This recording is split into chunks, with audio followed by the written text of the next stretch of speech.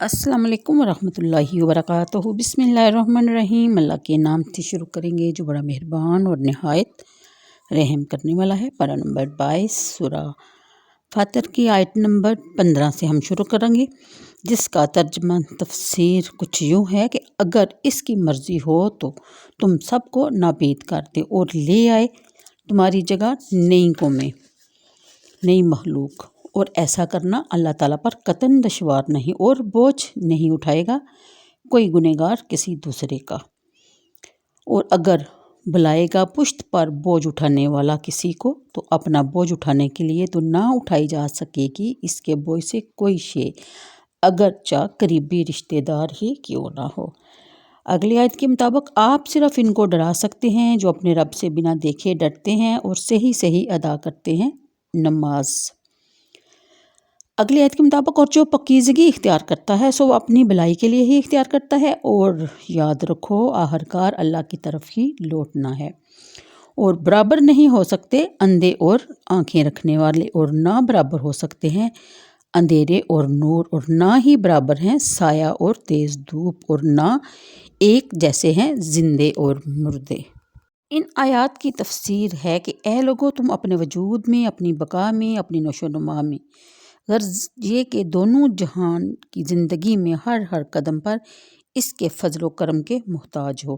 اگر وہ آنکھ جھپکنے کی دیر یا اس سے بھی کم کے لیے اپنی نگاہ لطف پھیر لے تو تمہیں ہوش آ جائے تم سب اس کے محتاج ہو اور بے نیاز ہے وہ، کوئی اس کی تعریف نہ بھی کرے تب بھی وہ تعریف کے قابل ہے، اور سب خوبیوں والا وہی تنہا ہے۔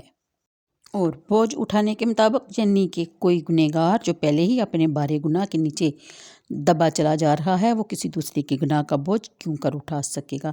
سورہ عنکبوت کی آیت نمبر 13 ہے، وَلَا يَحْمِلُنَّ أَثْقَالَهُمْ وَأَثْقَالًا مَعَ أَثْقَالِهِمْ، یعنی کہ وہ اپنے بوجھ بھی اٹھائیں گے اور اپنے بوجھوں کے علاوہ اور بوجھ بھی اٹھائیں گے۔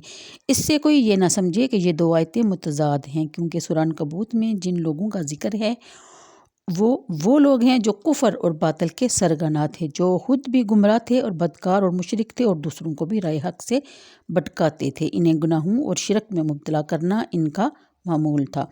ایسے لوگوں پر دوہرا بوجھ ہوگا، ایک اپنی بدکاریوں کا اور دوسرا ان کی وجہ سے جن میں ان کے ورگلانے سے دوسرے لوگ مبتلا ہوئے، ان کا بوجھ بھی ان کے ذمہ ہوگا۔ یعنی خود گمراہ ہونے اور دوسروں کے گمراہ کرنے کے دو بوجھ ان کی گردنوں پر ہوں گے۔ گمراہ ہونا جس طرح ان کا فعل ہے اس طرح لوگوں کو گمراہ کرنا بھی انہی کا فعل ہے۔ مثقالۃ یعنی کہ بوجھ سے لدا ہوا یا لدی ہوئی، یہ لفظ مذکر مونث دونوں کے لیے استعمال ہوتا ہے۔ اس بوجھ کو کہتے ہیں جو پیٹھ پر لدا ہوا ہو یا جو پیٹ میں یا درختوں کی شاخوں میں ہو، اسے حمل کہتے ہیں۔ اور والحمل حمل المرأۃ والنخلۃ، یعنی حضرت فضیل بن غیاث سے منقول ہے کہ اس سے مراد وہ عورت ہے جس نے بچہ جنا ہوگا اور اس دن اپنے بچے کو کہے گی کہ اے بیٹے، کیا میرا پیٹ تیرے لیے قرارگاہ نہ تھا؟ کیا میری چھاتیاں تیرے لیے مشکیزہ نہ تھی؟ کیا میری گود تیرے لیے آرام کی جگہ نہ تھی؟ تو وہ کہے گا ہاں میری اماں جان، ہاں ایسا ہی تھا۔ قرطبی لکھتے ہیں کہ پھر وہ کہے گی کہ میرے بیٹے، میرے گناہوں نے میری کمر توڑ دی ہے، پس اس انبار سے ایک گناہ تو اٹھا لو۔ تو وہ کہے گا ماں دور ہٹ جا، میں اپنے گناہوں میں مشغول ہوں، میں تیری طرف توجہ نہیں کر سکتا۔ بیان کیا جاتا ہے کہ اس آیت یا اس روایت سے متعلق شفاعت کا انکار کم فہمی یا تعصب کے سوا کچھ نہیں۔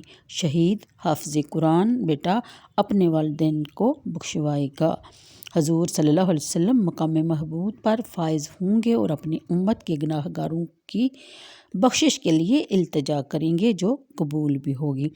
اسی طرح دیگر انبیاء اور اولیاء اور علماء ربانیان اپنے اپنے درجہ کے مطابق شفاعت کریں گے۔ آیت کے الفاظ صاف بتا رہے ہیں کہ ایسے لوگ جو خود گناہوں کے بوجھ تلے دبے ہوئے ہوں گے، جنہوں نے اپنی ساری عمر نافرمانی میں بسر کی ہوگی، جنہوں نے اس دنیا میں حضور کی شفاعت کا انکار کیا ہوگا، اپنے آپ کو شفاعت محمدی سے محروم کر دیا ہوگا، یہاں ایسے لوگوں کا ذکر ہو رہا ہے۔